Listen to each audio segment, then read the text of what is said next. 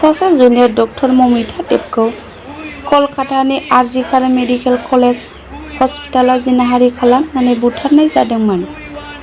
बे जाथायनि बेरेखायै दिनै क'क्राझार नोगोराव थानाय आइ आफा मेदलाइ बिएम देहा फाहामसालिनि लांगोनायाव डक्टर आरो मावथिफोरा जिरायथियो।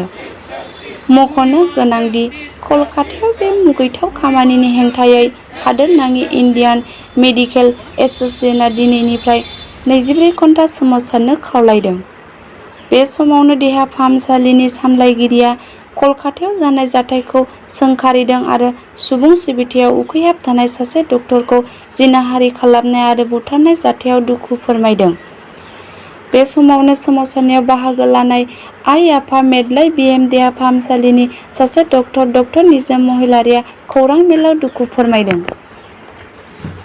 मेदलाइ बिएम हस्पिटालनि मेडिकेल सुपारिनटेन्डेन्ट दिनै जोङो मेडिकेल कलेज जे कलकातानि मेडिकेल कलेजाव सासे हिनजावसा गथ'आ जाय डक्टर फरायगासिनो दंमोन बेखौ रेप खालामनाय, बेखौ ब्रुटेलि बुथारनाय, बेनि थाखाय जोङो बेखौ अननानै बेनि उपराव जोङो स्ट्राइक खालामदों। मानेकि बेनि मानसिफोरा जाय बेखौ बिदि खालामदों बे हमजायाखै दाबो, नङाबा जोङो बेनि थाखाय जों स्ट्राइक खालामदों अल अभार इन्डिया। IMA इन्डियान मेडिकेल एस'सिएशनजों लानानै डक्टर्सफोरा जोङो सानसे बेनि थाखाय OPD खौ बन्द' खालामगोन, ओमफ्राय बन्द' खालामनानै दङ।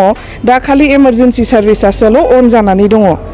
Thank you. मेडिकल सुपरिटेंडेंट, हम लोग आज IMA के साथ मिलके ये स्ट्राइक में है। हम लोग सुबह के 6 बजे से लेके कल सुबह के 6 बजे तक OPD सर्विसेज बंद होगा, लेकिन इमरजेंसी सर्विसेज चालू रहेगा।